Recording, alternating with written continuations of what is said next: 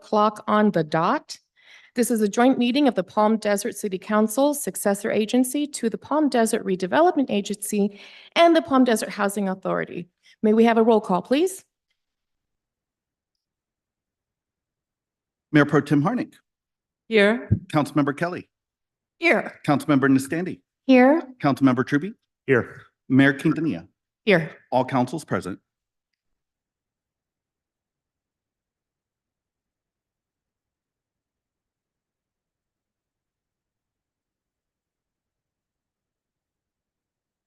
Certainly. So this is a joint meeting of the Palm Desert City Council successor agency to the Palm Desert Redevelopment Agency and the Palm Desert Housing Authority.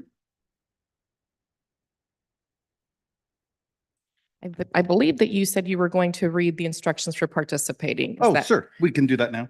Thank you. For those on Zoom, if you want to participate in public comment, please click the raise hand button on your computer or smartphone. If you're joining in by calling on your phone, please dial *9 to raise your hand. And when called upon, press *6 to unmute yourself. And please keep your comments to no more than 3 minutes to begin, and begin by stating your name for the record. Thank you very much. After we've completed roll call with everyone present, we will now have the Pledge of Allegiance by Councilmember Truby, followed by the inspiration from Mayor Pro Tem Harnick.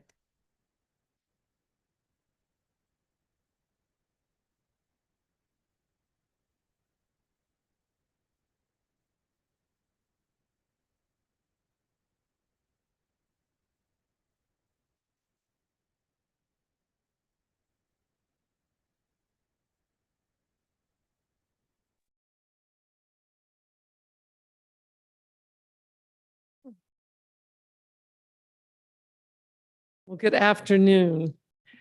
I came across something that since 1961, the Wall Street Journal has printed the day before Thanksgiving. And so I'm just going to read a brief excerpt, and it's written by Pulitzer Prize winning journalist Vermont Royster. We can remind ourselves that for all our social discord, we yet remain the longest enduring society of free men governing themselves without benefits of kings or dictators. Being so, we are the marvel and the mystery of the world. For that enduring liberty is no less a blessing than the abundance of the earth. Thank you very much, Mayor Pro Tem. Can we please have a report from closed session from our City Attorney Shaw? Thank you, Mayor. There's no reportable action taken during closed session this afternoon. Thank you. Can we please now have awards and presentations and appointments from the Coachella Valley Mosquito and Vector Control District?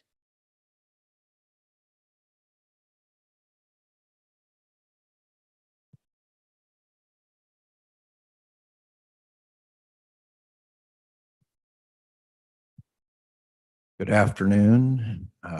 I'm Doug Walker, resident of Palm Desert. Has the honor of serving as your representative on the Coachella Valley Mosquito and Vector Control District Board. And I've had that opportunity since 2007. And this afternoon, I would like to, as part of the brief update for you regarding the district operations, I would like to introduce our general manager, Jeremy Woody. And I would like to explain, I think that we're very fortunate, both as a city and as a valley and district, to have Jeremy serve in that position. He's extremely well qualified. He's a California native that's a graduate of UC Santa Barbara, obtained his bachelor's in aquatic biology. And then he went out of state, went to the Ohio State University, where he obtained his master's degree in entomology. And then he began his career at the district in 2008. He began as a vector ecologist and then was promoted to the manager of scientific operations at the district, and then became our general manager in 2016.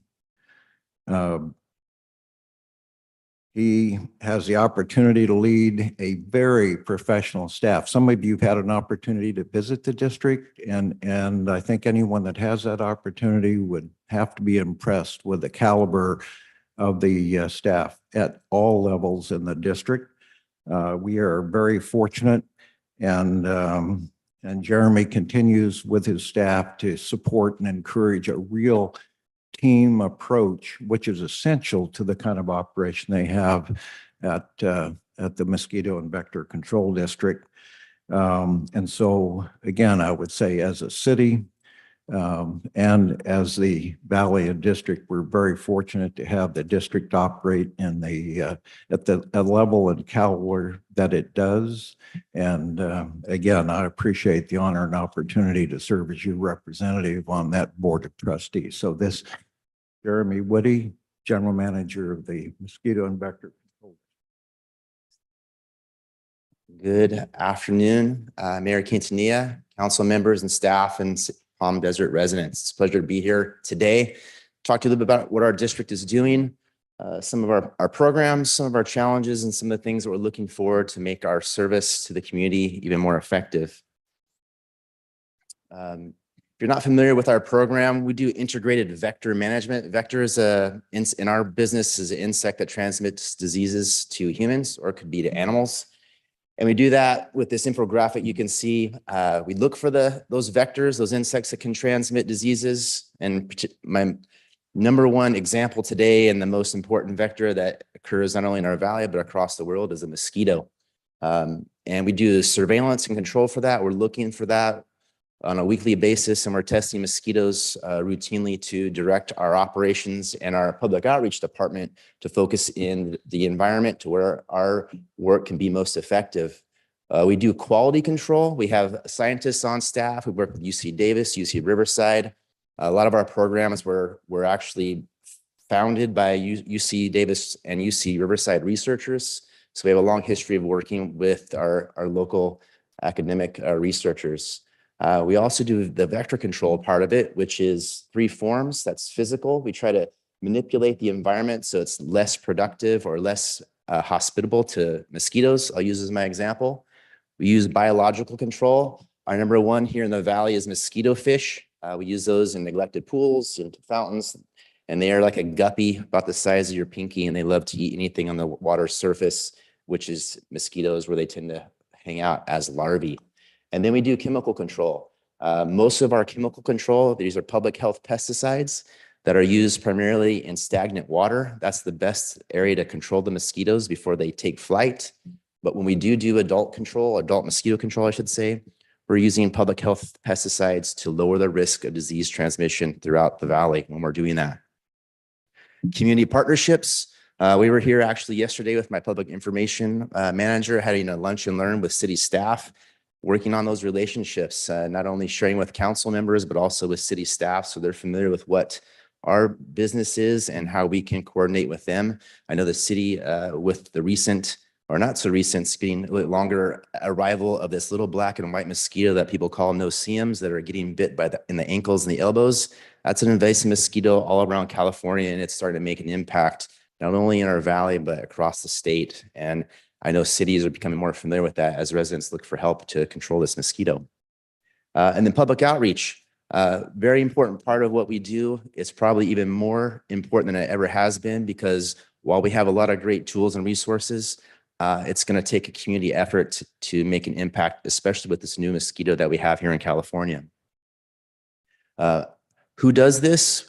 Like our trustee Walker mentioned, we have a board. One is appointed from each city, 2 from the county at large, and we have about 70 staff. Most of those staff are in the lab or the surveillance program, the control department, and also public outreach, with the rest of the administrative, HR, and all the other things that make a district or an organization run. This is our district. We're 2,400 square miles. We cover a lot of real estate. Most of the work that we do as a district is in the valley floor, where there's water available.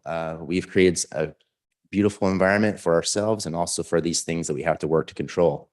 But we go from Desert Hot Springs to the North Shore of the Salton Sea.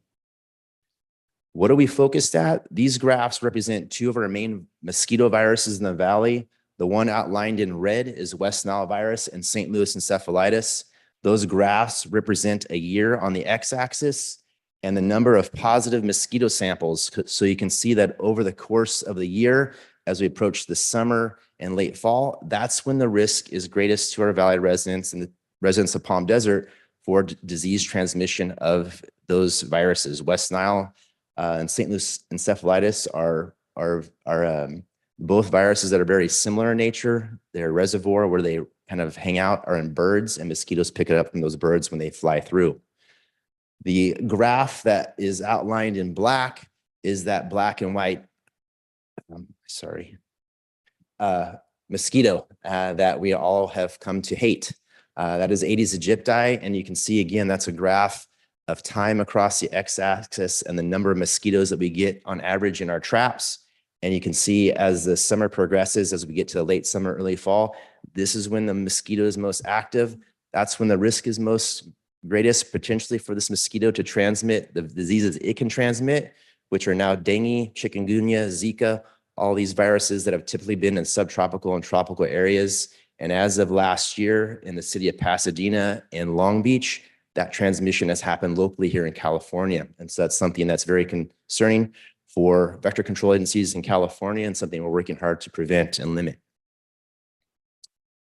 So what do? We take this information, we identify the areas of greatest risk. Sometimes cities or residents of cities wonder why is the district working in Palm Springs so much and not over in Desert Hot Springs?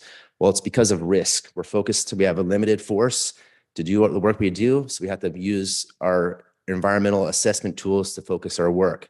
So we identify a risk, that's our lab department. They're testing and looking for those mosquitoes for viruses. We have our own in-testing lab. We can catch mosquitoes here at City Hall, bring them in the morning, and then by afternoon, we'll know if we have virus at City Hall. So we're very quick in getting that information, can act accordingly. And the quicker that we act, the safer the community is, as well as the less work that we have to do and the less pesticides that we have to use to control and protect public health. We act quickly, that's our operations department, focused on those 3 areas of vector control. And then we're informing the public, both through our public outreach, but also through administration, working with other agencies in the valley to make sure everyone knows what's going on and how they can protect themselves. So thinking about that risk, this is a map that we use on a weekly basis. This is a map that was generated through the data that we capture in the environment, the mosquito samples, the virus samples, and plugs into a model that was developed between UC Davis, CDPH, and vector control agencies. And that's a map of risk last, I think September was when I took that snapshot. Normal season means the risk is not zero, but it's very low. So in this time period last year, again, I think that was in September, Desert Hot Springs, for example, the far reaches of La Quinta were lower risk, but you see the areas in red, Palm Springs, Rancho Mirage, Indian Wells area, Palm Desert, and then along the Salton Sea were the greatest risk. And that's where we had to put a majority of our resources. And we use that again on a routine basis. That QR code will take you to a public facing website where you can look at that not only for the desert area, but also for the state. So what are we doing? As we evolve, we're a science-based organization. We're always evaluating what we're doing, looking for new research and what's more effective in protecting public health. One thing that we're looking at as an agency is sterile insect technique. This is something that has been around for many, many decades, using some way to sterilize insects, to use that to control them. This black and white mosquito, Aedes aegypti, it's like a lab rat of the mosquito world. It's very hardy and it lends itself to manipulation. And so what we can do, what we're looking at the district is using non-biting males. The males don't bite. Males' only purpose is to drink some nectar for flight energy and mate with females. The great thing about mosquito biology is they mate once for their lifetime. So if you can have a female mosquito mate with a sterile male, all the eggs that she'll produce in her lifetime are unviable. They will not hatch. And over time, the population lowers. It doesn't eliminate, but it lowers. And it's a way that you can do that without using pesticides. Because one thing that we have as an issue in vector control public health is pesticide resistance. And this is a tool that gets around that problem for us. Another way that we're looking for is a long-term solutions, and working with community leaders like yourselves, your agencies, and residents, to tell them how they can help us solve this problem. Looking at Palm Desert in the far left there, probably pre-World War II or pretty close to there, it was pretty desolate. It's a desert. Looking at it now, we've created a great place to live, great place to visit, not only for humans, but for the insects that plague us. And so we have to look at ways we can kind of turn back the clock a bit to be more savvy about controlling the environment so it's less productive for mosquitoes. This is an example of area where I used to live in Palm Desert, a catch basin that just this is what it looked like basically year round because of all the water that runs down the streets. I know it's a problem for the streets, all that water running down it, but also just collects there and makes it a prime space for mosquitoes to breed. We've been working with the cities and public works to try to identify some of these problem sites and at least start working on cleaning them on a routine basis so they're less productive for mosquito breeding. Another thing that I'm working on currently is a pilot with Rancho Mirage. The city manager for Rancho Mirage used to be on our board, so I have a little inroads with him, and he does not like Aedes aegypti. So we're looking at City of Rancho Mirage codes to make sure that they are working to eliminate or reduce mosquito breeding sources. So preventing irrigation runoff is a major concern for us. The city of Palm Desert adheres to CBW ordinances, which are well attuned to saving water, but also in saving water, they reduce that irrigation runoff and also benefits mosquito control. And also looking at nuisance water and how we address that in the city will go a long ways and looking for long-term solutions to this. So with that last thing, what Palm Desert residents can do right here, right now, dump and drain. Those black and white mosquitoes only take a tablespoon of water. So if you have any water on your property or your neighbor does, that's all it takes to make your afternoons and mornings and all day miserable. So work together to eliminate sources of water. Irrigation runoff creates those sources primarily for those West Nile vectors of mosquitoes. We got to get the irrigation runoff stopped. Protect yourself. That QR code takes you to the EPA approved mosquito repellents. They do work. They are safe and effective. And unfortunately, we're living in a new era where you might have to put some on to enjoy your backyard a little bit more. Educate your neighbors. It's a community problem. And more that we share, the more we can make a bigger impact. And lastly, they can visit our website. We just revised it, launched it last December, cvmosquito.org. Find a lot of information about what residents can do, but also if you need our help, you can do a service request online, or you can call our number there, and we can also educate as well as assign some service requests to make sure we can get out and help the residents. With that, I will take any questions you may have. Any questions? Okay, no questions. Then my gratitude. I have taken the tour and I encourage anyone to do so. It was wonderful to learn again of that very targeted management that you do in all of different ways. So it's not entirely chemical. Thank you. Thank you so much. Yeah. All right. Mr. Heilman, do we have any comments from our city manager? No report tonight, Mayor. Thank you. Thank you. And we now move on to mayor and council member reports and requests for action.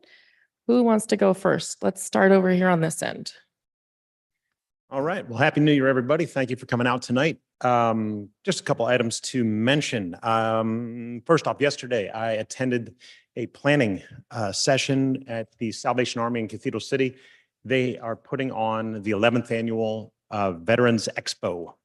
And this is an event that happens every year, of course. It is anticipated to bring about 30 to 40 different vendors all in one place at one time, where veterans can then go and access those services. I know through friends and family and their experiences that sometimes navigating the Byzantine world of veteran benefits from all these different organizations can be tricky. So this is a huge benefit to them. So I urge anyone who knows or is a veteran to please keep that on your radar. April 6th in Cathedral City. Secondly, I did become aware recently that our local high school, Palm Desert High School, will be hosting a huge competition the weekend of March 16th and 17th, which also just happens to be during the tennis tournament. But this is a WGI competition. I think this is the first time we've ever hosted it. World Guard International, Color Guard, if anybody's familiar, is where kids, high school and actually adults perform as well. But it's part performance, part gosh, gymnastics. They throw this, they flip the sabers and the rifles and the flags, and it's a part of a whole performance thing. So we're pretty big honor to host this thing. There will be, as I mentioned, 68 teams from as far away as Oklahoma, California, obviously, Arizona, Oregon. So you can anticipate probably 15 to 20 kids per team, associated families, parents, et cetera, et cetera. And I'm telling you this because it's a really wonderful opportunity to see really high class talent and performances out there that are pretty striking and marvelous. But also there will be some traffic associated with it. So just be aware that that weekend, March 16th and 17th, the high school is going to have a lot of activity, and they will also be staying overnight. It's a weekend event, so they'll be spending money at our local restaurants and hotels. So it's a big honor. And last but not least, I want to give big kudos to the city staff and all those who made the work on Fred Waring happen. It was, I think, now that it's behind us, a wonderful project that it just turned out beautifully. That street is smooth like glass. It's gorgeous to drive on. I think we can all agree it was short-term pain for long-term gain. So great work, Public Works, and everybody else who was involved with that. Great job. Thank you. Thank you. Anyone else on this side? We'll bounce back to Councilmember Kelly.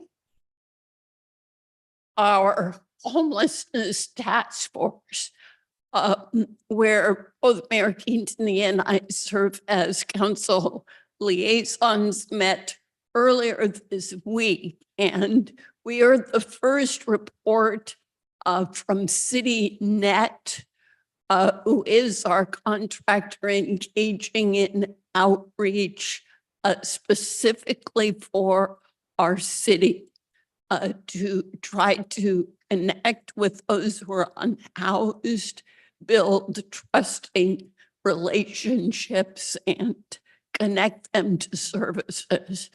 And it was quite heartwarming to hear them share 3 compelling success stories, which have emerged from 40 separate, distinct contacts with different individuals. So please know as a resident that you're part of a program that's making a huge difference in people's lives. Thank you very much, Mayor Pro Tem. This morning and on Tuesday morning, I went to the opening day for the Senior Softball League in Palm Desert. It takes place right at Civic Center Park. And I think most of these people, and it's a wonderful group of people, and it's part of really what makes Palm Desert so great. I think they worked all their lives so they could retire and play softball. And they have a great time. And if ever you want to go out there, the Tuesdays and Thursdays, they're out there. It's wonderful to see. And they're so respectful and really exemplary community members. I wanted to mention from my meeting at RCTC, Riverside County Transportation Commission yesterday, that on December 8th, 2023, the U.S. Federal Rail Administration added the Coachella Valley Rail, CV Rail, project to the Federal Corridor Identification and Development Program. We also got a $500,000 grant award to Caltrans for planning. And of course, when we're talking railroad, 500,000, unfortunately, is not that much, but it's certainly something we need. Inclusion in the Corridor ID program is an important step for CV Rail, as the project will be more competitive for future federal engineering and construction grants. So that's one more step in the right direction for a train coming to our valley. In Skag, and I want to mention this because we were talking last meeting about people running through red lights and the responsibility we all hold for this. In the Skag, Southern California Association of Governments region, walking and biking account for 5% of the daily trips. And it accounts for 36% of the fatalities. So please be cautious of those walking and those biking. And there's I know later on, we're looking at something about Vision Zero, which is 0 deaths is what we're looking at. 1,600 people die every year from collisions in the Southern California Association of Governments region. So let's just pay attention and do our best to protect each other and ourselves. Tomorrow's the last day to give any comments for the Connect SoCal, which is all of our housing and transportation plans. So January 12th, tomorrow, last time you get the chance. And that's, at SCAG, we are looking at what the $38 billion annual deficit is going to look like. The Legislative Analyst's Office says it will be a $68 billion deficit. We'll see, but we have to get ready, and we may see some things that we thought we were going to get be taken from us, so, or not delivered at any rate. So let's watch out for that. And please, again, if you have comments you want to make about transportation or housing, you have until tomorrow to do it on the Southern California Association of Governments website, and just look for Connect SoCal and make your comments. Thank you. Thank you. And I will keep my comments brief. Chamber of Commerce breakfast was spectacular, an opportunity to connect with our local business owners and upcoming ribbon cuttings and opportunities. The new labor law posters are available. You don't have to be a member to go get one. Please be up to date on all of the new regulations. They are aplenty. And it is now 4:26, and we are required to have our public hearing as close to 4:30 as possible. So I believe this is a good time to do so. I'm sorry, Mayor, I'm not able to start the public hearing prior to 4:30. Oh, prior to 4:30. Okay.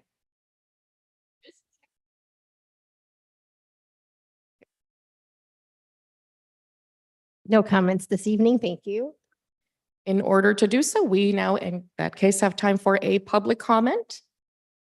Go back to that section on public comment. This is from Barbara Wasserkrug on a non-agenda public comment item.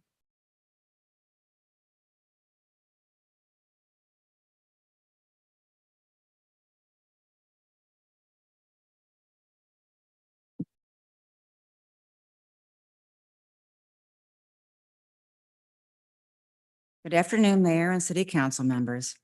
If you look up in the sky at most any time during the day or even at night, here in Palm Desert, you'll notice grayer, darker skies and long white crisscross lines of cloud strips called chemtrails. This weather modification is created by High Frequency Active Auroral Research Project, also known as HAARP, H-A-A-R-P, jointly with Raytheon, both being part of our government and U.S. military. This chemtrail project is known as, quote, over the horizons, end quote, radar application. These chemicals are being discharged into the atmosphere by military and civilian aircraft worldwide since 1998. Unlike normal condensation trails in the sky, these trails do not dissipate after 10 minutes or so. Instead, they extend outwards, remaining huge cloud-like projections floating for hours after release. These chemtrails consist of laboratory-created RNA, aluminum oxide, ethylene dibromide, among many other toxic ingredients. Some chemicals, including polymer fibers that have many risks for the humans below, including neurological disturbances, heart problems, breathing problems, among many others. This chemical porridge allows our DNA to be infiltrated and rearranged without our consent. So this activity could be acting as a vaccination program without the consent of the population whom it is inflicting. Some known side effects of these chemical trails are nosebleeds, asthma, allergies, pneumonia, and upper respiratory problems with flu-like symptoms. The worst part of all is that this is a felony crime, but law enforcement does nothing. The media does not report that there are daily felony attacks against clueless people that are breathing this into their bodies every single day. When asked, quote, the government told us that they would pay the airlines to release chemicals from commercial aircraft, end quote. but the government agents would not answer directly any questions related to what the chemicals were that would be released, nor would they explain the actual purpose of this activity. All that was said was that this activity would be in the, quote, public's best interest, end quote. I disagree. Could it be possible that this activity is part of a depopulation event that has been going on for years? By the way, New Hampshire recently became the second U.S. state to ban chemtrails. If you would like further information, you can find it on the HAARP website. Thank you. Thank you very much. It is now 4:30 on the dot, at which time we can now commence our section on public hearing. The public hearing may comment on individual public hearing items within the 3-minute time limit. The applicant or appellant will be provided up to 5 minutes to make their presentation, and speakers may utilize one of the 3 options listed to make their comments as listed on the agenda. Do you have any updates or revisions on remote participation, Mr. Clerk? No, Madam Mayor. Okay, so now we open the public hearing. Item 15A, Palm Desert Redistricting 2023, public hearing number 5 regarding redistricting of city council boundaries, consideration of adopting a city council election district boundaries map, in ordinance introduction to commence at 4:30 PM or soon thereafter. So we are on the dot. Can we have the report? Honorable Mayor and City Council, I'm Anthony Mejia, City Clerk, and I'm joined by Shalice Tilton, Senior Consultant with National Demographics Corporation, and William Priest, Attorney with Best and Krieger. On June 22nd, the City Council unanimously directed the transition to 5 single-member districts prior to the November 2024 election and adopted the Community Outreach and Education Plan. Since that time, the city's held 2 map drawing workshops, 3 community workshops, and this will be the 5th public hearing. The public is encouraged to visit redistrictpd.org, where we have all the staff reports, presentations, and public comments posted. As a reminder, when developing district boundaries, the City Council must meet prioritized criteria established under federal and state law, which include balancing population, geographically contiguous, minimizing division of neighborhoods and communities of interest, easily identifiable boundaries, and compactness. Once all criteria have been addressed, the City Council may consider future population growth as a criterion in selecting a final map. As a note, adoption of Assembly Bill 764 resulted in the deletion of considering voter's choice or the unnecessary pairing of incumbents, and the City Council shall not favor or discriminate against an incumbent, political candidate, or political party. Since the last public hearing, a representative of the Lakes Country Club reached out regarding 2 issues. The first is to request that District 3 boundaries follow Cook Street and El Dorado Drive rather than the interior streets of the Lakes Country Club. The second is to request that an unpopulated portion of the golf course be moved from District 4 into District 3. Regarding issue 1, as you can see in this graphic, the District 3 boundaries fall within the interior streets of the country club, the Lakes Country Club. The demographer was aware of the street alignment issue and intended to manually adjust the street alignment prior to adoption. As you can see in map 109 renumbered B, this issue has been cleaned up and the boundaries now fall on Cook Street and El Dorado Drive. For reference, this graphic depicts the Lakes Country Club golf course and the location of its residences. As you can see, the unpopulated portion of the golf course is located below Running Springs Drive. An oddly shaped census block combines the unpopulated portion of the golf course and 655 residents who live outside of the Lakes Country Club. The city's demographer recommends against this adjustment as it would require a splitting of the census block, and the result would not align with major streets or easily identifiable boundaries. It's important to note, though, that all of the Lakes Country Club residents and residences are located within District 3. For consideration of adoption, map 109 renumbered B reflects the correction of the Cook Street and El Dorado Drive boundaries and sets districts 1, 2, and 3 for election in November 2024 and districts 4 and 5 in November 2026. At the next City Council meeting on January 25th, the City Council will consider adoption of the ordinance enacting 5 single-member districts, and introducing an ordinance to rescind the use of ranked choice voting. With that, the City Council is requested to open the public hearing, which has already been done, and adopt map 109 renumbered B as the City Council's election district boundaries, and to introduce an ordinance amending the Palm Desert Municipal Code related to by-district elections, defining district boundaries, and scheduling elections within the district. And I'm available for any questions. Thank you very much, Mr. City Clerk. At this time, we do have one scheduled speaker card. As a reminder, remarks should be addressed to the governing body and not an individual member of the audience. Speakers may address the governing body on items within the subject matter jurisdiction, and public comments are limited to 3 minutes per speaker. Can we please have Mr. Michael Stafford step forward? And Madam Mayor, Debbie Green just informed us her speaker card was marked non-agenda, but it's for this item. Thank you.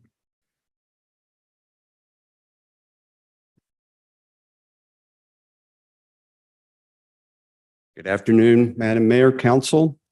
I attended the last meeting in December where the discussion came up on redistricting, and I want to share some thoughts that I have and some takeaways. I want to share with you some of those. First of all, I can't say enough how much I'm disappointed that the council didn't take any action on map 102C, especially when one considers the substantive comments that were submitted to council. Myself, as well as others that favor map 102C, provided numerous detailed comments that included a lot of thinking about why we wanted 102C considered.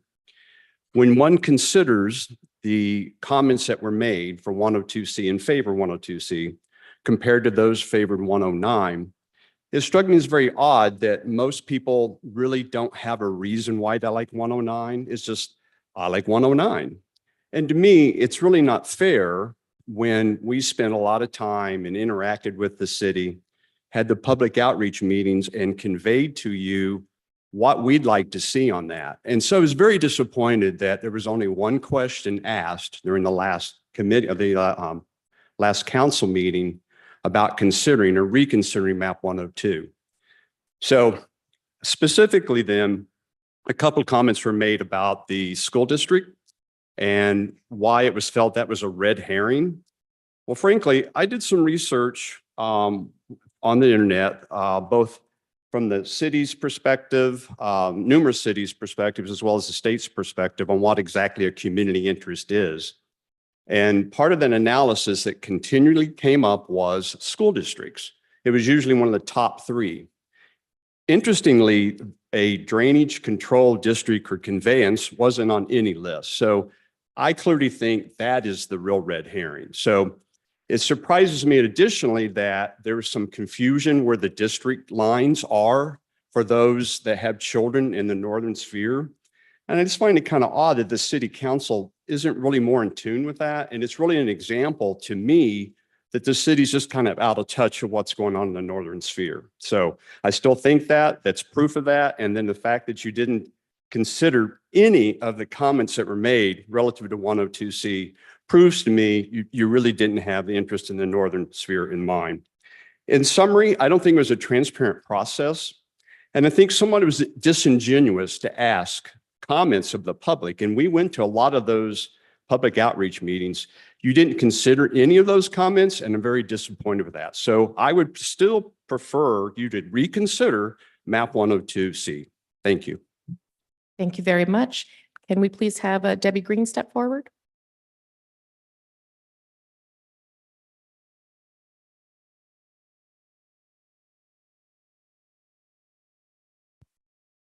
Thank you, Mayor and City Council.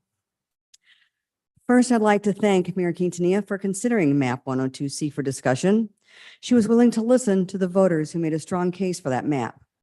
I'm still having difficulty understanding why it could not be considered when it was proven that the changes alleviated the council's concerns about it, as well as proving the demographer was incorrect in stating 102B could not be fixed to avoid splitting a gated community.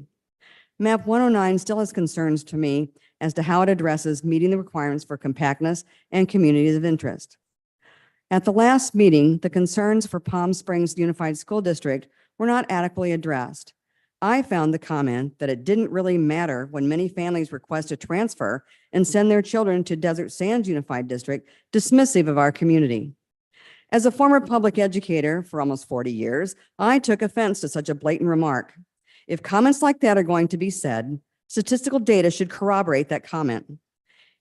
It is a slap in the face of those who attend Palm Springs Unified District. It does matter as to who will represent those families and children in that district. I lived in a community with 3 districts, 2 aldermen or women in each district, and a mayor. It was never an us versus them or a north versus south. It was what are the needs and concerns in each district and how can the governing body work together to meet those needs? Palm Desert has changed significantly, as are the needs of each area, and I hope you will embrace how you will impact the future and move the city in a progressive trajectory. While on the subject of Palm Desert, I spoke to some residents that I would be speaking today, and they asked me to just mention what can be done about the window display on El Paseo and Portola.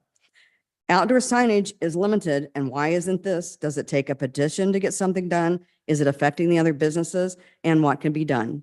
So if you could address that too, that would be wonderful. Thank you very much. Thank you very much. Do we have any public comments online? Yes, we do have Stephen Nelson.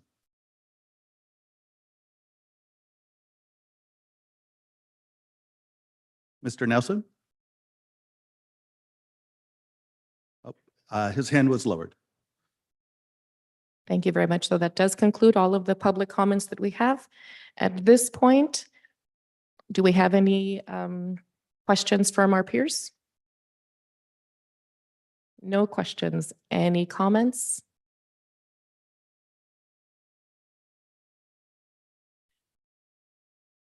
Well, we're getting toward the conclusion of this process.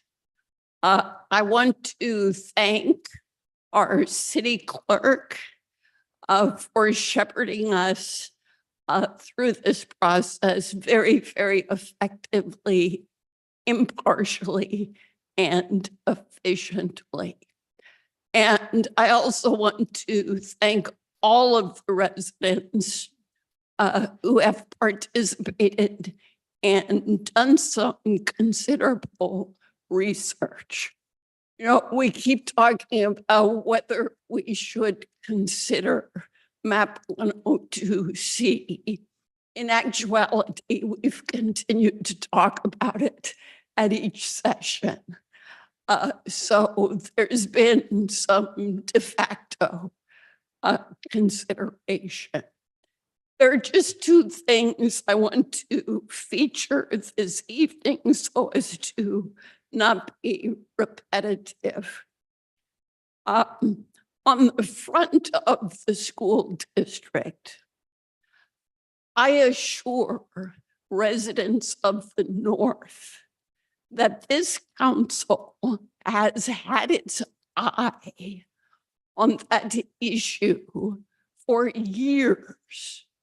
And I believe it was 3 or 4 years ago that the council established a special subcommittee to reach out to the players to see if the district lines could be redrawn so that they more closely matched city boundaries. We learned that that can't easily be done because, of course, school districts receive funds based upon how many students they have. But it's an issue this council has continued to keep on our radar. The reason I called it a red herring is that the presence of the boundary means that it can't really be helpful to us in this map drawing. However we draw the lines, we'll end up with an election district that mixes the 2 school districts. And that's why I perceived it as not a helpful consideration. Because we're nearing the conclusion of this process, I tried to look carefully at some of the areas which have not been a focus of discussion. And I do want to share that based upon my experience, I was pleased to see that what is now numbered District 4 has some important communities of interest, which came to my attention during my term as mayor. District 4 borders Fred Waring, which is a major commute artery for folks traveling from east to west in the morning and west to east in the evening. When I held a coffee with the mayor in Palm Desert Country Club, which is part of District 4, one of the key issues that was brought up by residents was trying to enhance the safety on Fred Waring for students who might want to bicycle to the high school, which is also located within District 4 on the portion of Cook Street that's included with that district. And of course, some of the traffic safety concerns that I'm alluding to have made this district a focus of the city's traffic calming proposals, which are within our consent calendar today. The most northerly part of District 4 is affected by commuters who are trying to find alternate routes to Fred Waring.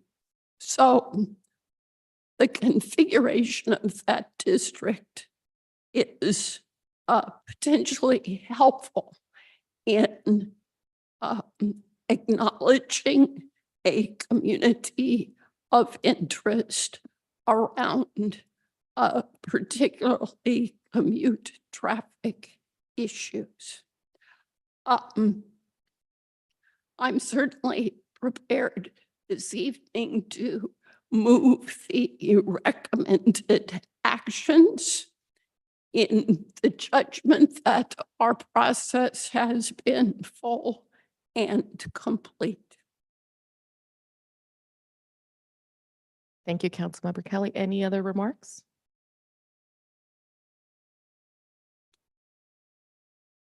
My remarks are as following. It is one thing to say that something has been considered because we have talked about it, than to have something considered for action.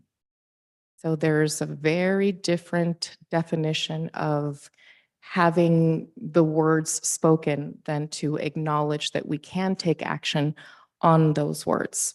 This has been a process that started in 2019.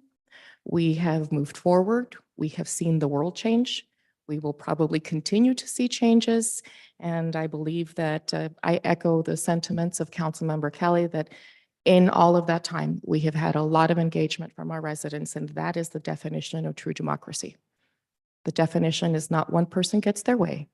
The definition is we hear from people and we take action. Do I feel that there was equal amounts of attention given to the voices that were engaged over the set of public hearings? I don't believe that is the case. That said, we are here, we are now. We are looking at the maps. We have seen a lot of time and detailed headaches, I'm sure, by our clerk, and all of that it has taken to revamp the process. So those are my comments on the matter. Thank you. I want to go back to something that Councilmember Kelly mentioned about 4, which is now recently renumbered 4. And it does deal with the traffic issues. And as many of us know, Fred Waring is a bit of a speedway. So they do share that issue. They also share the issue that they have a very oddly positioned piece of Indian Wells in the middle of them. And this is something that they must deal with always because they are sharing the border in that way in a very odd fashion.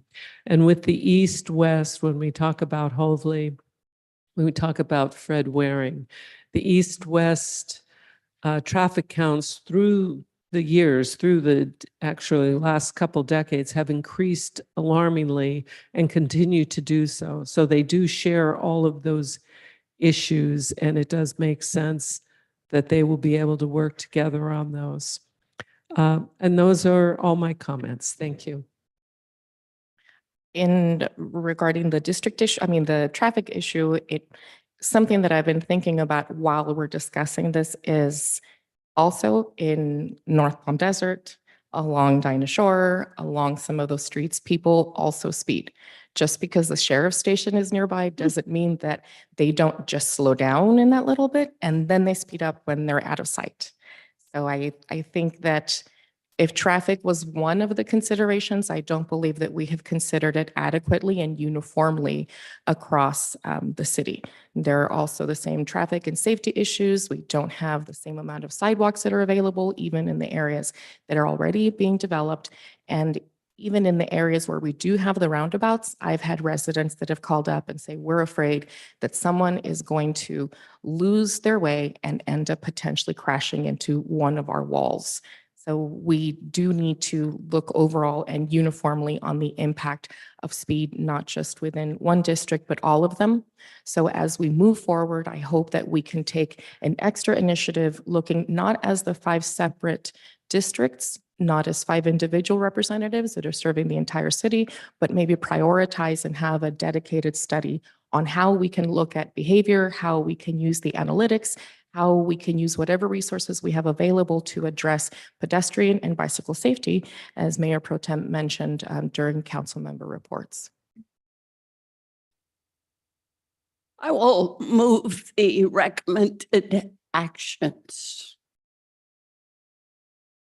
Second.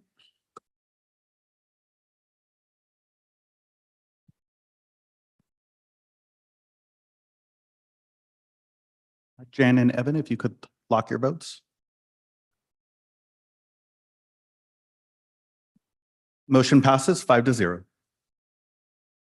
And that concludes the portion of the public comments. I think at this the public hearing, excuse me, I believe at this point it would be appropriate to take a. Madam Mayor, Yes. just for belts and suspenders, although we amended the code, I would just like to read the title of the ordinance. An ordinance of the City Council of the City of Palm Desert, California, amending section 2.38.040 of the Palm Desert Municipal Code related to by-district elections, defining district boundaries, and scheduling elections within the districts. Thank you. Thank you. Again, officially closed, and we'll take a 10-minute recess. Please be back at 5:03 p.m.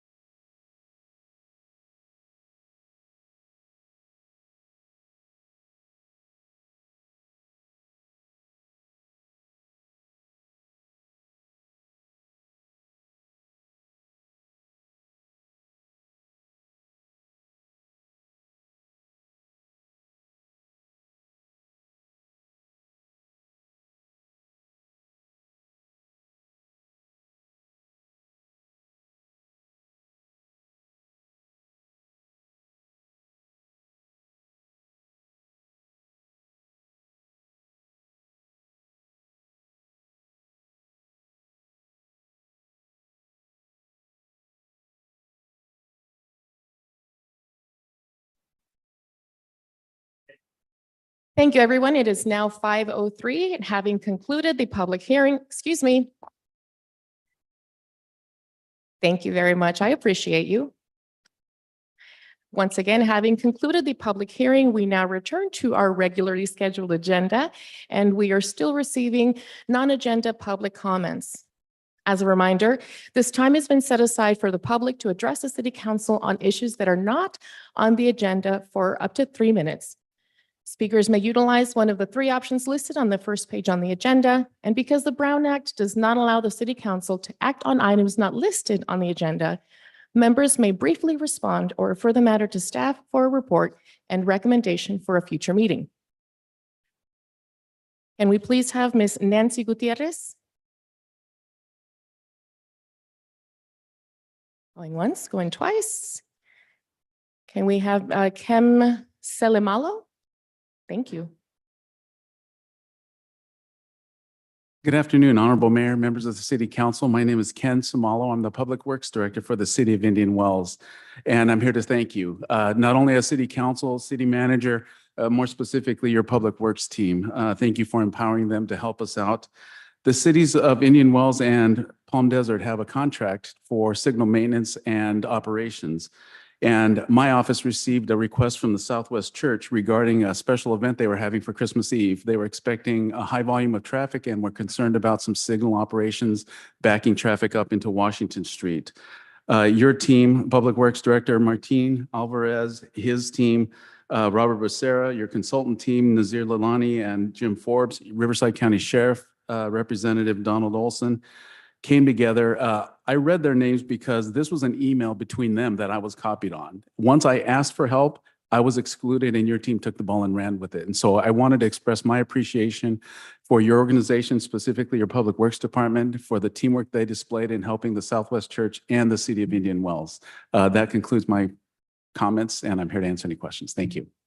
Thank you so much. It's always great to hear how the collaboration that we have goes on and extends beyond that. So Yes, ma'am. I echo that we have excellent staff. Thank Okay, you. thank you.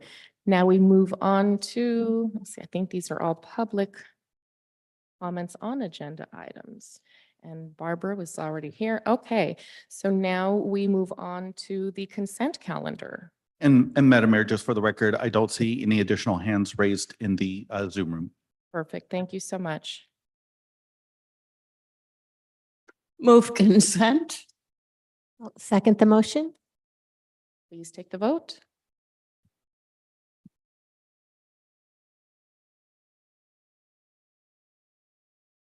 Motion passes 5-0. Having approved all of the elements on the consent calendar, move on to the action calendar, starting with item 14A, which is the request to approve a second amendment to the second revised and restated disposition and development agreement between the City of Palm Desert and Desert Wave Ventures LLC. Can we please have the staff report? Yes, good evening, Mayor, members of the City Council, Eric Sad, Director of Economic Development. This is an amendment to the existing development agreement with the Desert Wave Ventures Group that is set to construct the Desert Surf project. The amendment is to allow for an additional year of possible construction to finish out the project. What we've learned as we've moved through this development is that they need additional time for their contractors in case there's any delays for material or in terms of staffing, and they would need that additional year to remedy those issues. In the amendment itself, there's also the city's ability to issue a 30-day notice to allow the developer to cure that schedule. And with that, we're recommending approval of that amendment. I'm here to answer any questions. Move approval. I'll second the motion.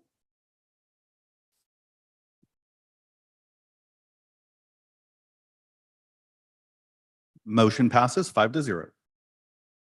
Thank you very much. That was swift. And now item 14B, award a contract to Alta Planning and Design Incorporated of Los Angeles, California to develop a Palm Desert Vision Zero strategy in the amount of $948,920 and appropriate $66,980 in unobligated general fund revenue for project number GSS 00001 and CST 00018. Can we have the staff report, please? Yes, good afternoon, Honorable Mayor, Council members. Chris Gary with the Public Works Department. The item before you this evening is, it includes a request for a contract with Alta Planning and Design to develop the Palm Desert Vision Zero strategy in the amount of approximately $950,000. For background, last July, the city was awarded a grant from the U.S. Department of Transportation for planning activities to prevent roadway deaths as well as serious injuries.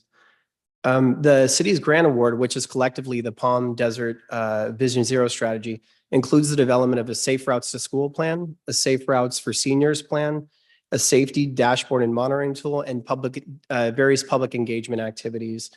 These planning activities are intended to create a safer environment for all roadway users, but do have a concentration on students and older adults.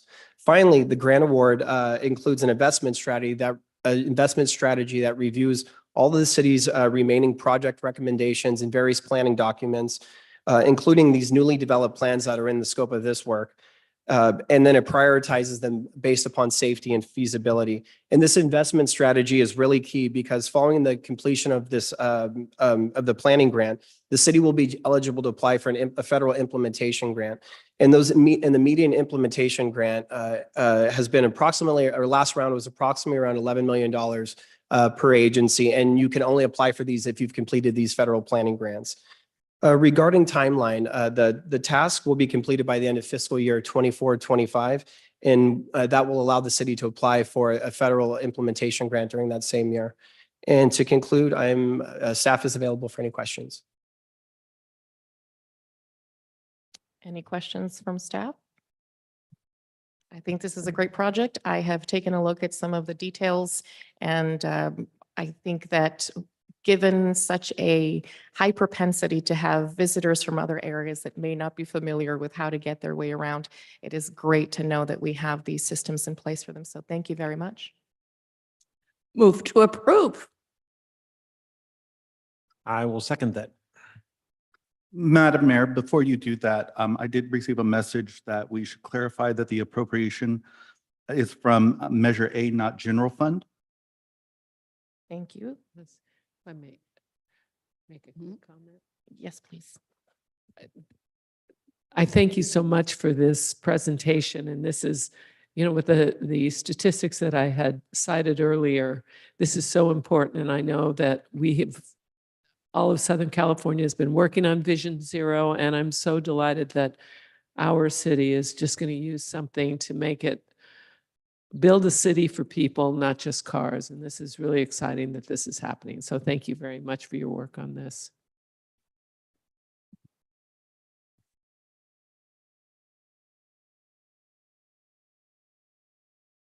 Motion passes 5-0.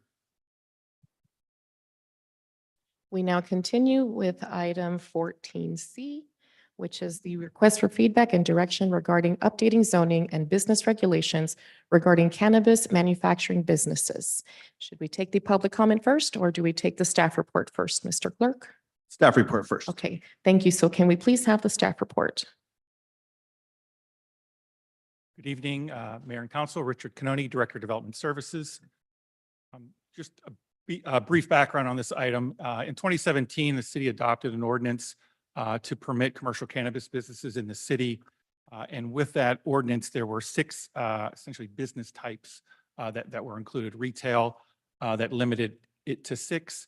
And then the 5 others that did not have a limitation or cap on the number of businesses are testing and research, commercial cultivation, delivery or non-storefront retail distribution, and manufacturing. And so the purpose of this item this evening will be focusing on the manufacturing businesses. The state licenses manufacturing. They have sort of a hierarchy of license types, with type 7 being a volatile solvent manufacturing, type 6 non-volatile, N, type N, which is infusion, type P, packaging and labeling, and type S are manufacturers who have a shared facility. We do not have, as it currently, any P or S in the city. The state also has, while it's not defined as manufacturing, they also have a hybrid sort of integrated business type or license that they permit, which is a type 12 that they define as a micro business, that you must conduct 3 of those following activities, whether it be cultivation, manufacturing, which is a non-volatile, either distribution or retail, and that can be either storefront, non-storefront, which would be delivery. One of the things I did want to mention, the volatile solvent manufacturing, just to refresh everyone's memory, the business that had the fire a month or so ago, they did have currently still have a type 7 volatile license. And so chemicals that they would use for that are typically butane or hexane that often produce a high yield of product, but obviously both from an environmental and health safety concern, a number of issues associated with that. Sorry. And so the existing manufacturing facilities that we have in the city, we have 2 micro businesses that have the type 12.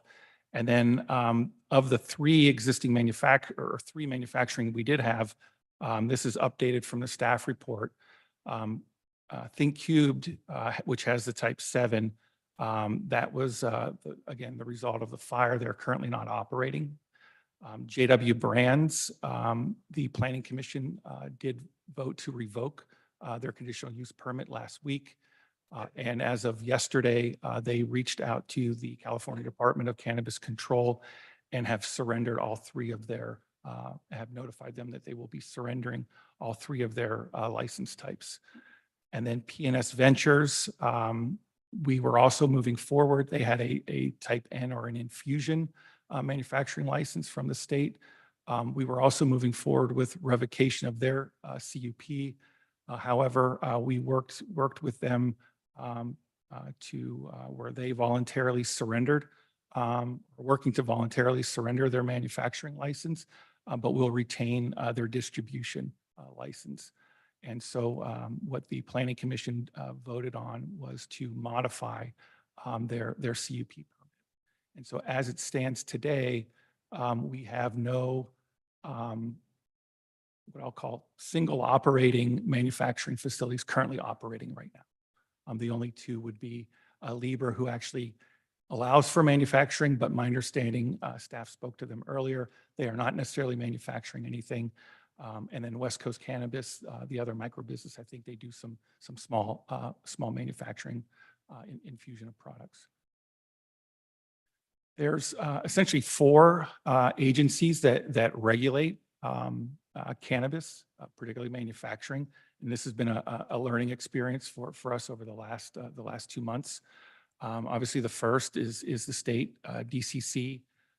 They do essentially those initial inspections, but what we learned, they have only 3 inspectors assigned to a 5-county area, being Riverside, San Diego, Imperial, Orange, and San Bernardino.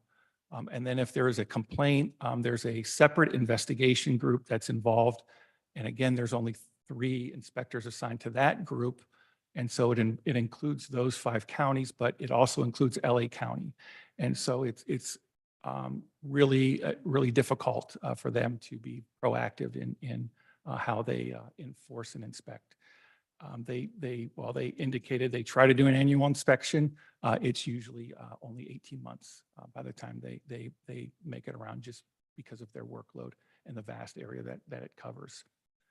Riverside County Fire, there's no dedicated staff, but when they do conduct an initial inspection, or when we have building permits, there is that fire inspection that's involved.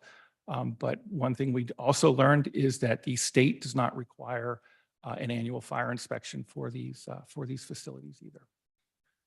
Riverside County Health, while we have seen other states or cities in other states require food handler preparation or other health inspections, particularly for manufacturing or infusion of products, Riverside County does not do that.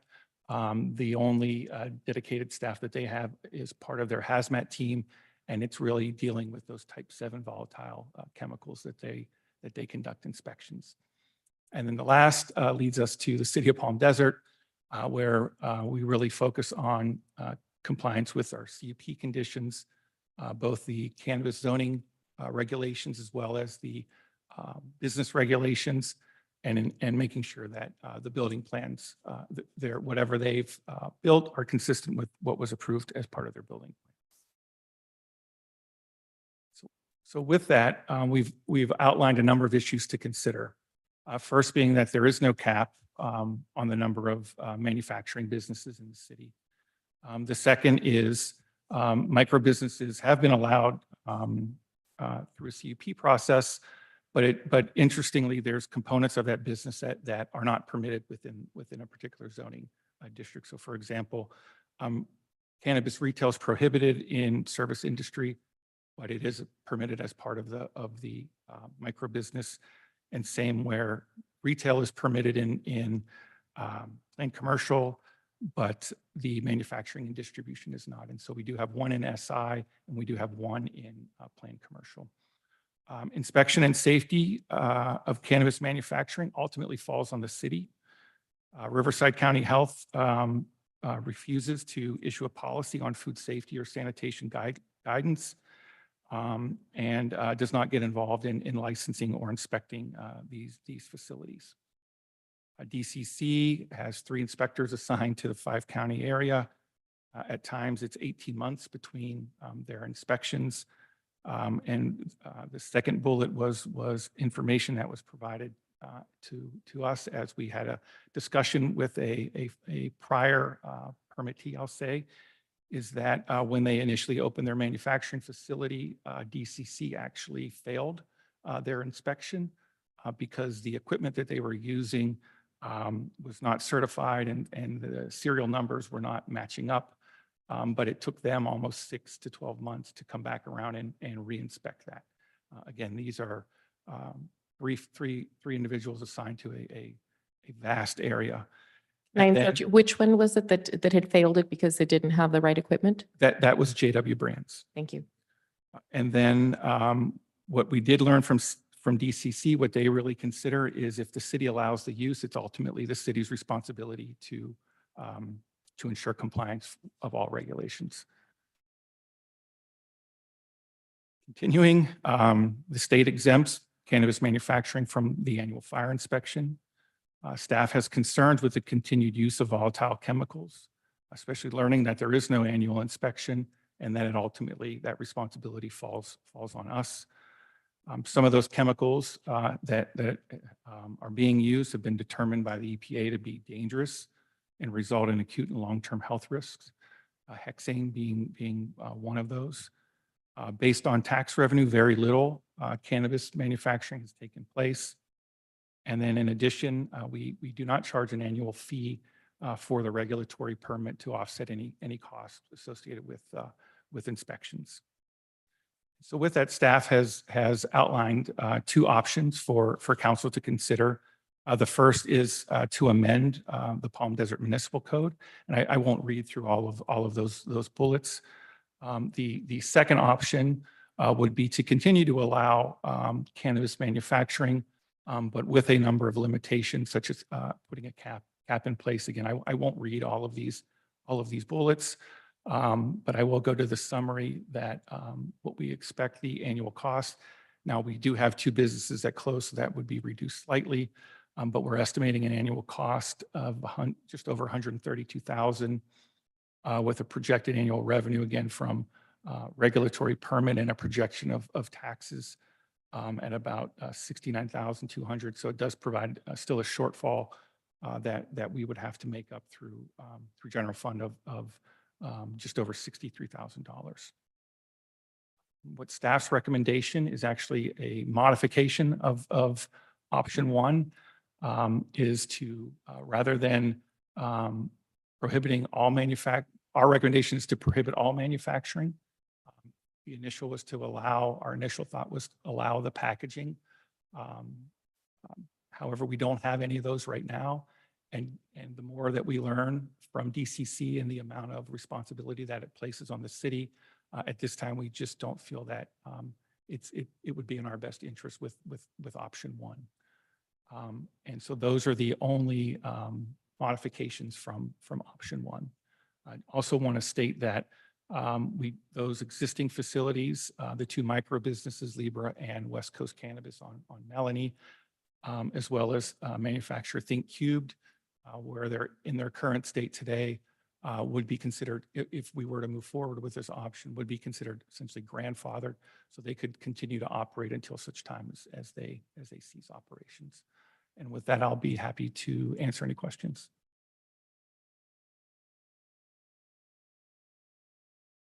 Thank you very much. Questions? Yes.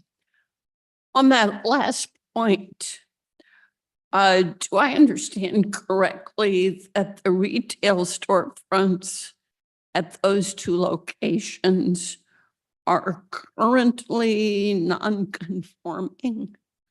Correct. While the CUP was granted, allowing it to open, we never identified micro business as a use within the zoning code. So when you say the proposal is to grandfather them, does that permit or prohibit keeping the retail storefront? Because it was permitted through the CUP, it would continue to be permitted. Although it's contrary to the zoning. Correct, because it was granted through the CUP. Did the CUP grant permission to operate a retail storefront? Through the micro business, yes. Did we know we were doing that? I'm sorry, I didn't. Did we know that by permitting a micro business, we were permitting a retail storefront? I'm not sure, but reflection in the staff report indicates that it was, that staff was aware. Because it looks like the consequence of retail storefronts existing with those two micro businesses is to leave us with 7 total retail businesses in the city, whereas council's expectation was 6. That is correct. So can we do something to make sure that doesn't happen again? That's what we're proposing. Okay.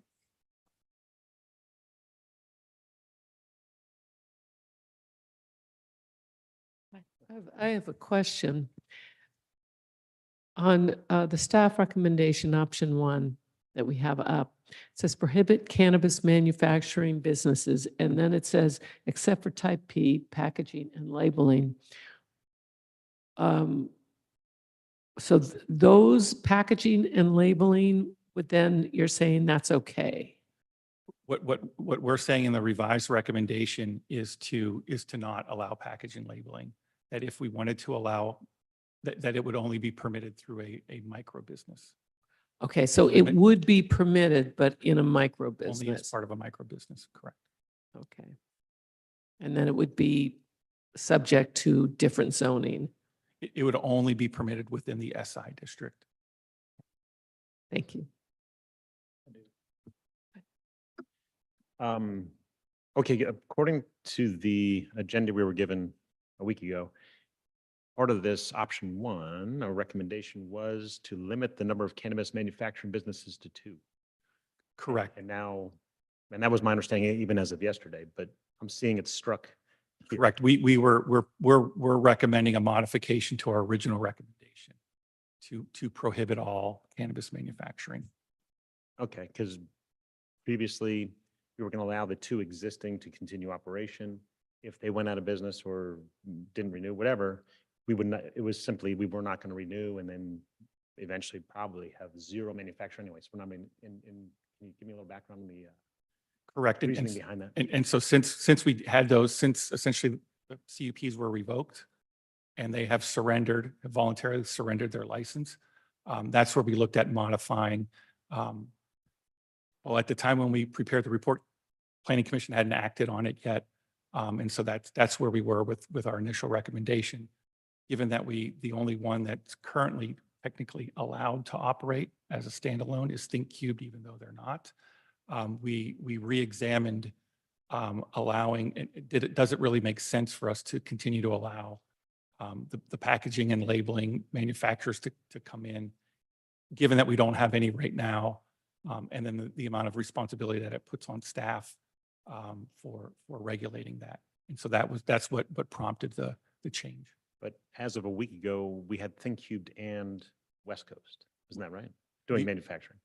For just standalone manufacturing, we had three. We had ThinkCubed, JW Brands, and PNS Ventures. Okay. All right. Got it. Thank you. I don't have any questions. Do you have questions? I don't have any questions. I believe that, go ahead. I just want to be so clear on this. So the reason that you're thinking no manufacturing businesses is because of the inspections, all of the regulatory, everything that it would take for the city, that the city is currently not equipped to do. That is correct. And so any that exist now would be grandfathered in? Only the two micro businesses. Okay. Okay. Thank you. And if I can just clarify a little bit more regarding that. The state has also has been sort of pushing staff or the municipalities to really take control of monitoring the inventory. And so as we, again, continue to learn this, that's where we said, and there's similar to like you would see at any retail store or groceries where they have kind of the gun that you go in and check the labels. They were really pushing to have the municipalities take ownership of some of that. And so that's what also prompted the change. Yes. So, but the state I'm whelmed by this. The state does all the inspections or is in charge for all bars, all restaurants, but yet they are giving this responsibility to the city. Correct. I believe it's the county that regulates restaurants. Is it not, I mean, I'm sure there's overall statewide standards, but for clarity, is the county's Department of Health. In terms of tracking inventory, is that similar to what we read in the report about one of the businesses that surrendered their permits had illegally transferred some of their product to another? Is that kind of what falls in line with it? Sort of, and so that was something that staff came across through an inspection, but for us to have to monitor all of the inventory for all of the cannabis businesses, I think it's a big ask, especially for the amount of for a city this size and the amount of businesses that we have. It's a tall order. Yeah, I understand it's a tall order, certainly a lot of things that we're navigating through, but in thinking back at where we were financially after the pandemic and we started kind of catching our breath, we did say, thank you to our cannabis partners. You were able to generate a lot of funds for us. In fact, here's a little goodie bag for you to say, thank you. Please support your employees. So I think we need to continue to look forward to how we can have the best regulation. And I think that since we're looking at the recommendation to allow the existing micro businesses to stay in place, that perhaps this could be an opportunity to engage them as partners as to the best practices we should have moving forward, instead of having it be, how can we hark forward? Because we're looking at the fact that things could change. What I've been reading is that there is a lot of fluctuation in the prices of cannabis across the state. Other cities that have allowed way too much cannabis are looking at the rates dropping. We've seen that the county has now allowed a couple of dispensaries across the freeway. And as all of those changes happen, we could have businesses here that fold, we could have new ones that come in, and this could be an opportunity to get ahead of it in looking at finding best practices. Do we have public comment on this item or are we into discussion? We do have comments. So the first comment is from Jocelyn Kane.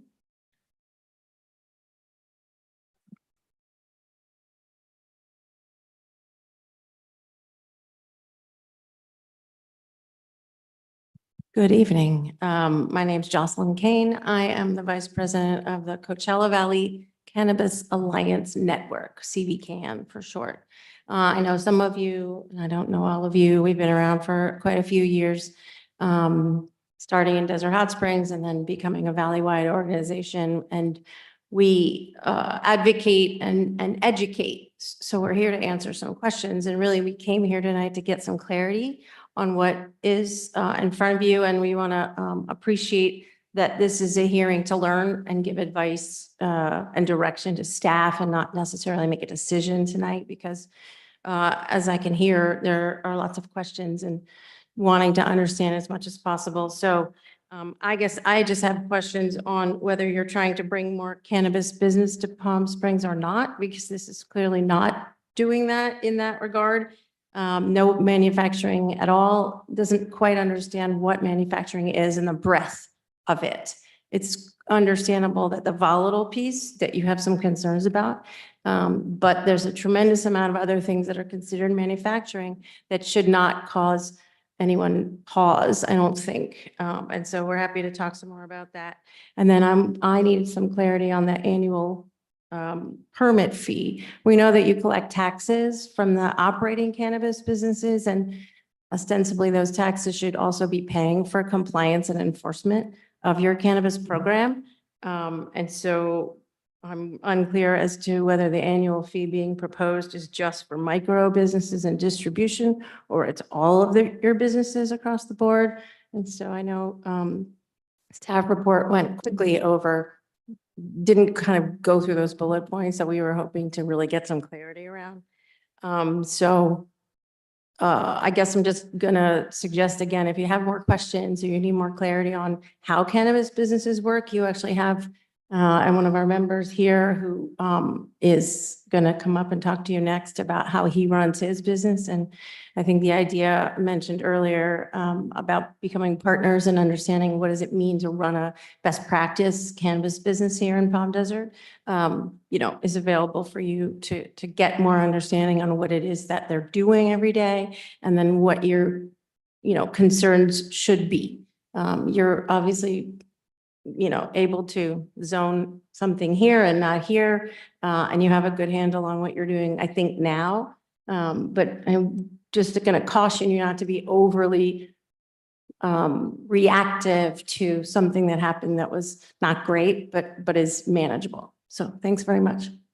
Thank you very much. Can we have Scott Russick, please?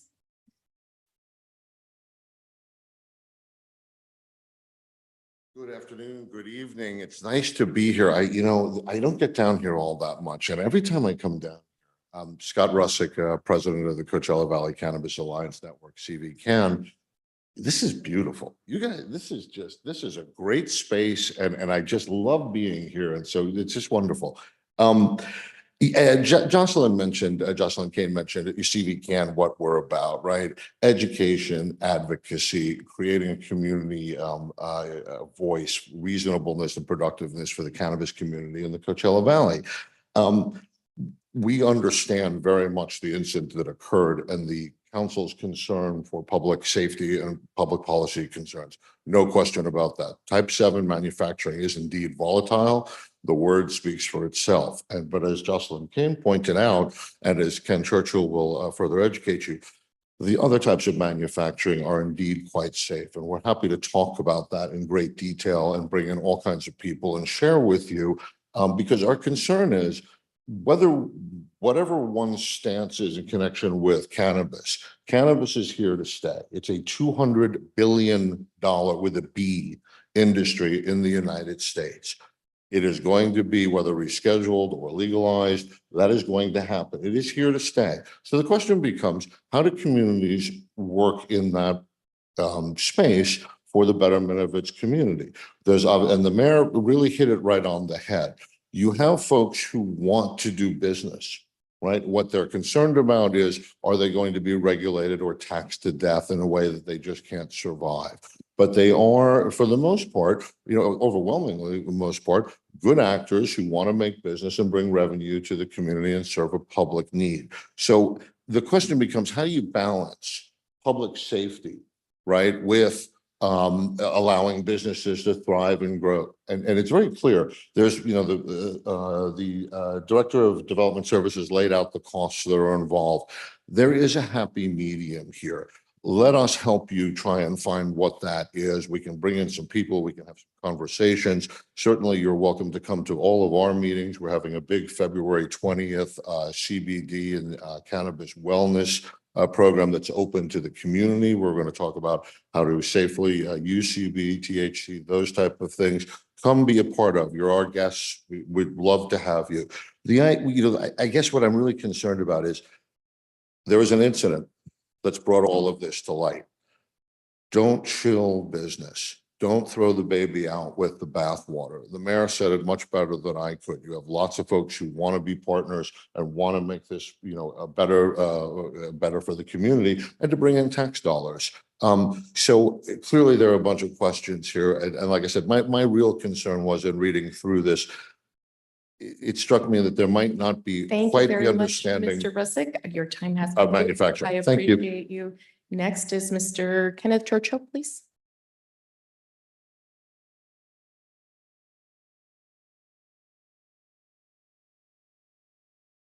All right. Good evening, Mayor Quintanilla, City Council and City staff. My name is Kenneth Churchill. I own West Coast Cannabis Club with 2 businesses here in Palm Desert.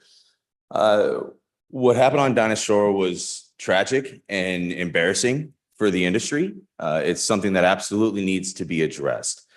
There's a major difference between volatile extraction and what happens in a facility, say like mine. The most dangerous chemical that is in my facility is bleach. We do nothing beyond mixing oils with MCT oil or gummies. We're talking low-level manufacturing. The other thing I want to stress, a few things I want to stress, is that I come from restaurants. My manager in my manufacturing facility comes from restaurants. We require food handlers permits from everybody who works in there. All of the requirements that you need somebody to come in and ensure that we are doing, we are already doing them. We know how to operate these facilities. We've been doing this for years. Many of you, I believe all of you, have even been inside of this facility. Specifically on the retail, I'm going a little bit off script here because I'm a little bit caught off guard why retail, first of all, has anything to do with this. I do want to mention that when we started this process in 2017, a micro business didn't even exist at the time. And so when we say something like retail license and micro business licenses, that evolved as we started to work through this with the city of Palm Desert. And I have my planning commission meeting right here from our CUP that specifically mentions the applicant proposes to utilize 1,690 square feet of building space for a retail operation. It's mentioned 6 different times in the CUP, and it mentions how the uses that I'm using this building match well with SI zones and matches well with other businesses that are already working in SI zones. I understand if you want to have it in the municipal code that there should be a restriction on retail only businesses, but my business utilizes under 5% of its entire square footage on retail, which is a requirement for SI. So I hope that you utilize the fact that I'm here and always able to answer any and all of these questions. I think my concern is that, frankly, this came up on an agenda item and I think affects my business more than anything I can ever imagine. And I was never even asked about this. It was never even brought to my attention that this was even going to come. It was by stupid luck that I just checked the agendas like a crazy person every month that I even found this. The truth is, like, we've been operating in this city for years. That manufacturing facility, we literally teach courses for the College of the Desert on manufacturing cannabis products in that facility. We have been shown to be the people who can operate the right way. What happened at ThinkCube was moronic. We need to do anything we can to fix that, but what's happening in my facility is not there. I want to address the taxes real quickly. The reason the manufacturing taxes haven't been paid is because we've been doing very low levels of manufacturing. We will be ramping that up. Your time is up. Thank you so very much. If we lose Sure, retail, we'll everyone- have to shut down the entire facility, which will cost the city over Thank you. $200,000 a year. Thank you very much. That concludes all of our public comments in person. Are there any public comments online? No public comment on Zoom. Thank you. Mayor, if I can, before you, I want to address a couple things here. This recommendation to you is not being brought to you because of one business. Just to provide some perspective, what we've learned over the last few weeks is that the state of California, although having a tax rate that is extremely high on these businesses, as we all know, is providing little to no service. They're essentially wanting to outsource it to us. We did cut our tax in half last year with the recommendation of Mr. Churchill and his colleagues, if you recall, to try to help them be more competitive. But we're now being asked to start monitoring them and whether they're paying their state taxes. And if not, if those are in compliance, to pull their business licenses. We're being asked to monitor the facilities. The reason, so they're continuing to, export more of that responsibility onto the cities. We have not made any recommendation to take away any rights for the micro businesses that are grandfathered in. We are not making any recommendations to alter any of their rights from the retail side of the house. As far as the manufacturing goes, the statements that are made here tonight are just not accurate. ThinkCube, yes, we all know that we had a fire there, and we can argue about the responsibility is currently being investigated. However, the two other businesses, it has taken Richard and his staff, and we have reorganized the development services department. We have one full-time staffer now interfacing with the cannabis industry. She's doing a great job. She's building the connections she needs to, but it's taken us several weeks to track down owners of these other two facilities who surrendered their licenses. They were doing different things than their permits from both to the city and the state stated. The people that were owning the businesses weren't even, in one case, still the owners. So what he is telling you tonight is if you wanted to keep those manufacturing facilities there, we essentially are being put in the position of having to audit them on a regular basis and go in and check their inventory, check the ownership, and take all that responsibility on for the state. Plus, we've got the safety issue with the volatile chemicals. I just wanted to make sure that the conversation was being discussed on the appropriate facts, because what we heard tonight, this isn't a reaction to one business. It's a systemic problem with this industry that we're finding.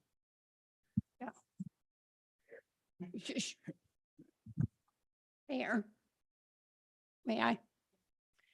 Yeah, just to underscore what's before us. Do I hear correctly from staff and from the city manager that staff's proposal in grandfathering our two current micro businesses would preserve their retail operations at those locations? That is correct. If I may make just one clarification. Libra, they actually started with a retail license. They modified their CUP, so they're in planned commercial. So they're permitted to have retail, but what planned commercial prohibits is distribution and manufacturing. And okay. So staff's recommended option is let's get out of manufacturing, reserve the rights of our two existing micro businesses. And if there are any new proposals for new micro businesses, they would have to comply with zoning limitations. that is correct. With the only addition is we're wanting to limit it to one. So here's how I see this. Yeah. Good. Yeah. I really appreciate the mayor's comments about what good partners our cannabis businesses in Palm Desert have been. That's not an accident. It's a function of the approach that Palm Desert consciously took. Our conscious position was to limit the number of retail cannabis businesses, make it a highly competitive process to assure that those who operated here would be the very best, and they are. And as the very best, they've been great partners, and we did accommodate with taxation adjustments as best we could. Those comments apply to our approved retail locations. We've apparently not been a popular place for siting for manufacturing. And what I'm hearing tonight from staff is that we would need to make a commitment, a significant commitment to inspection and rigor if we wanted to welcome or encourage more manufacturing operations. I don't see any reason to do that. It just doesn't seem to survive the cost benefit analysis.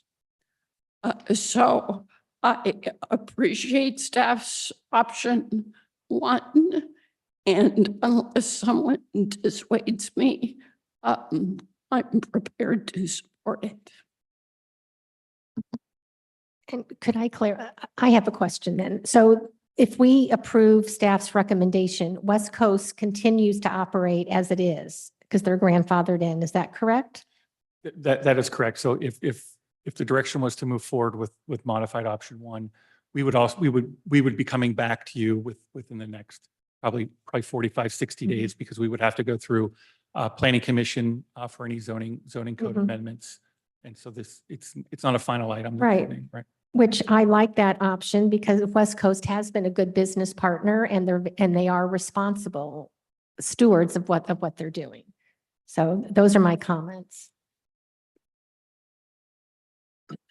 I agree with Councilmember Nastandi, but also, Todd, going back to your point, the burden of inspection and auditing falls on the cities, despite the fact that the lion's share of revenue is being taken by the state. So what is the or what? I mean, if we don't conduct those audits and inspections, what penalties then fall upon the city? I think what Richard is learning from them is if the more we allow these, the more they expect us to take that burden on, because they've got 3 people covering a large Southern California area and can't be here. So if we want to make sure that these are operating as they're supposed to be operating, they're carrying the inventory that they say they want to be carried, that they're going to carry, their business lines up with exactly what their permitting is, it's falling on us to verify that and essentially become an audit function. But from the state's perspective, what's the carrot and the stick? What are they threatening us if we don't do that? I think there's no threat on no threat of us, other than they can't guarantee that they're going to be here to hold people accountable to what they say they're going to do. Is that fair, Richard? That is, I mean, just to add a little more to, some of the stuff that we uncovered, again, going back to the CUP revocations, one of the manufacturing facilities, when staff went in to do the inspection, you had the cannabis oil in a 2-liter bottle, literally a used 2-liter bottle. And so those are the concerns that we have with not only whether or not it is being tracked and traced, but again, all of the news with black market being sold, it's a lot of responsibility to put on staff to continue to have to regulate that.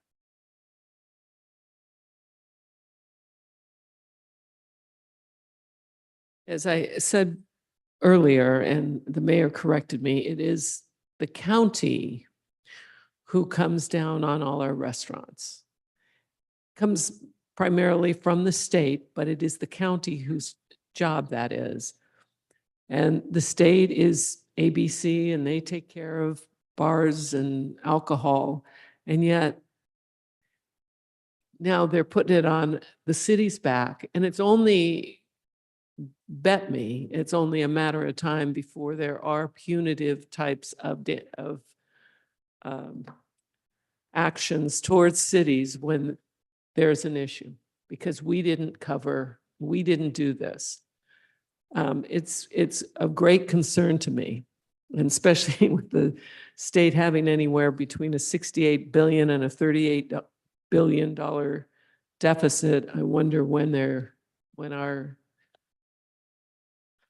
fees start racking up against the city because we didn't do what they, but I mean, the state's involved in anything, and now they step away from this and they give it to us, and we're not equipped to do it. We're just not equipped to do it. So what I see here, until things change and it becomes a more realistic business environment, I would support this option. So moved. I am moving that we proceed with staff's recommended option 1 as modified. I'll second it.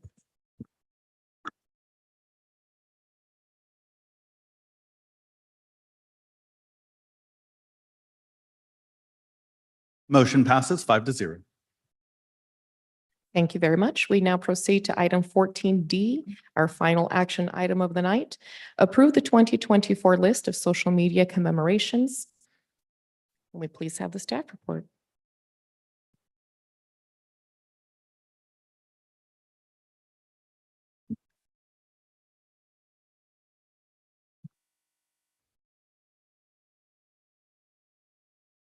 Honorable Mayor and members of the City Council, I'm Thomas Soul, your Public Affairs Manager.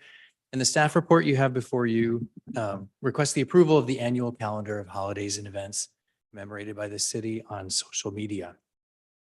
And a couple of notes on this topic. I want to emphasize first that we're talking exclusively about mentioning these items on social media as opposed to official observances by the city. So your action this evening will have no effect on the official list of holidays observed by the city. Secondly, the first version of the list that you received inadvertently omitted 2 events that we have commemorated in the past, namely the LGBTQ Pride Month in June and Greater Palm Springs Pride in November. So the revised list, which was in your supplemental packet, includes both of those. And then finally, staff is seeking council direction concerning the commemoration of Columbus Day and Indigenous Peoples Day. Although they fall on the same day, municipalities across the country approach them in a variety of ways. In the past years, Palm Desert has commemorated Indigenous Peoples Day, but not Columbus Day. And we've received a request to include Columbus Day this year. So looking specifically at our neighboring cities, you can see that none of the cities in the Coachella Valley commemorate Columbus Day. And in addition to Palm Desert, two of them observe Indigenous Peoples Day. So the question before you is whether you would like the city to commemorate both Columbus Day and Indigenous Peoples Day, one or the other, or neither one. And I'm happy to answer any questions you might have. Do we have any comment online? No public comment, Madam Mayor. Thank you very much. Any questions, comments? I see I have a comment, then are we going to take comment or? well, your mic is on, so I thought. Okay.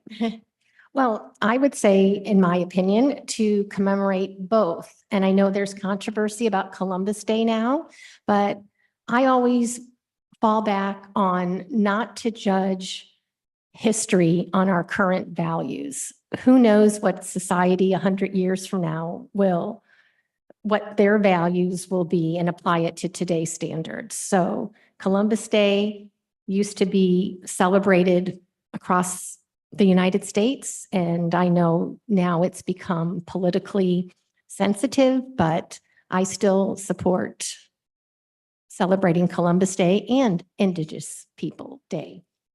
And those are my comments. That, if I could say it one more time, we shouldn't be judging people with today's standards in history. I just don't think that's good policy. Any other comments? My well thought out response to the reason why I object. Having Columbus Day is very simply deals with a history of genocide. And we can't sugarcoat it. It doesn't mean that it has to be a contentious discussion, but yes, genocide is a sensitive topic. And while we can't erase the past, we can certainly determine the way in which we learn from the mistakes and the atrocities of our past so we don't repeat them.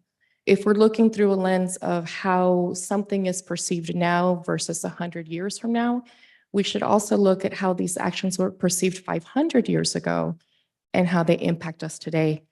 The eradication of millions of indigenous people, thousands of tribes, their language and their culture cannot be undone. However, we can hold space to recognize the heritage that does persist in an effort to dig into the past to understand what has been taken from us.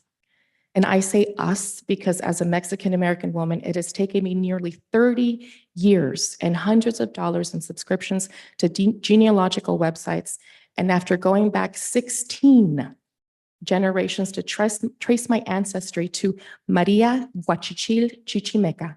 And clearly that is not her given name.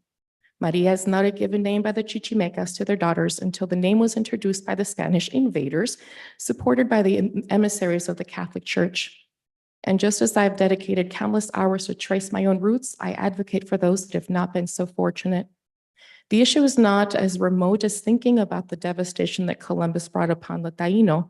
California has a legacy of its own regarding genocide and human trafficking of thousands of indigenous people due to the gold rush and the Spanish missions. This should not even be a discussion.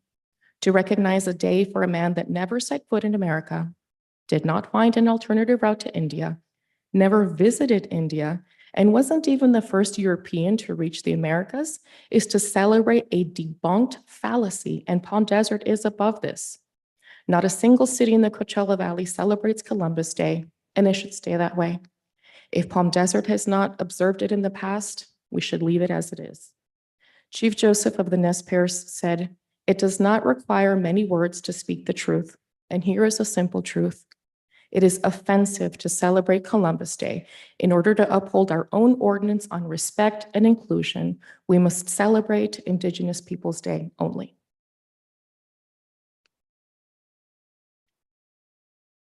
Yeah. Here's what I think. Here are my thoughts, which I believe point to an outcome.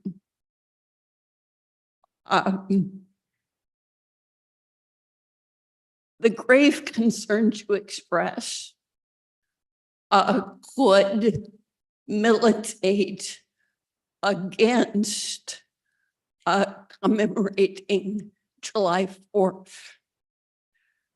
Because after all, July 4th recalls the declaration of a new sovereign country, which overlapped with the sovereign nations of indigenous peoples and ignored that fact.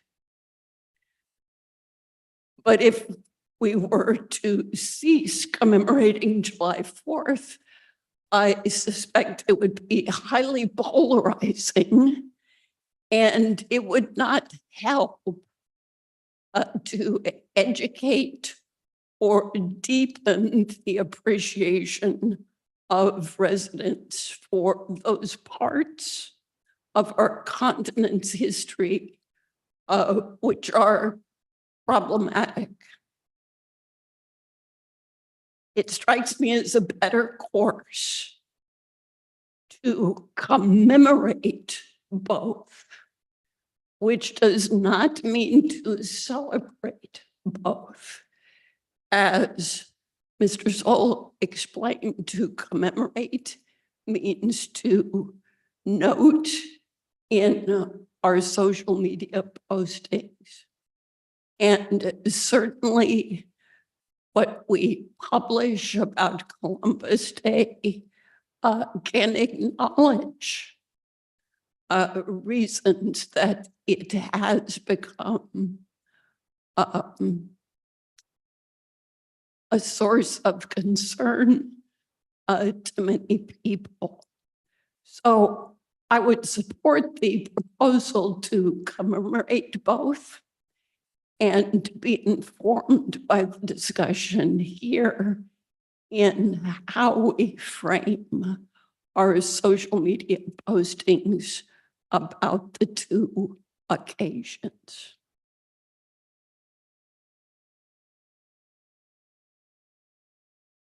Is that a motion? Yes. I would second it. Did you have any comments, Mayor Pro Tem? I'll make a couple quick comments. I agree exactly with what Councilmember Kelly has said. America comes from a very real place, and any real place is imperfect. But that doesn't mean it can't get better. It's the best idea that's been on the face of the earth. And one of the things we do is we keep improving. We look at our errors and we get better. And we can debate who was the first European. I don't really think that's the issue.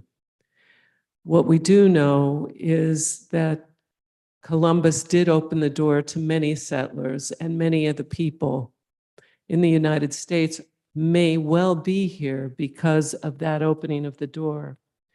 And if we truly want to celebrate the values of diversity and inclusivity, then we commemorate both. And those are my statements. Thank you. I would like to issue a point of consideration that when we look at including both sides of things, to me, this is the equivalent of saying we're going to have a post in commemorance of the survivors of domestic violence, followed by a post on a post regarding recognizing and acknowledging the perpetrators of domestic violence. I don't think that saying that we would reconsider celebrating July 4th is part of what we're talking about, but perhaps would it be the same of saying we're going to celebrate July 4th and also look at the insurrectionists on January 6th? We're looking at two very different sides of this, but at the end of it all, are we really looking at who is here today? Is Columbus here today? No. Are his descendants here today? No. Is anyone here specifically here? We didn't have a single public comment that said, yes, please, I advocate for Columbus Day. Did we have a letter from the California Indian Nations College, who sits in Palm Desert, who's been here for some time? They had a very detailed, heartfelt reason for saying they did not want Columbus Day. So these are two very different issues. And I am disappointed that some of the conversation is that there's ambivalence. And I think that's very, very disappointing. May I just quickly, I want to quickly clarify or reiterate that my motion was not to celebrate both, but to commemorate both with social media postings, which should sensitively incorporate the comments here. That's the motion. Thank you for clarifying. And I have seconded.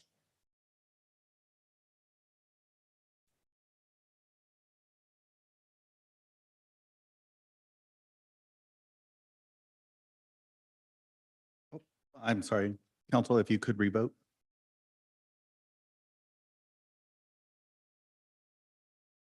Motion passes 4-1 with Mayor Quintanilla voting no.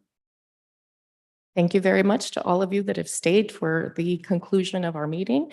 I thank you and wish you a wonderful evening, and I'll see you next time.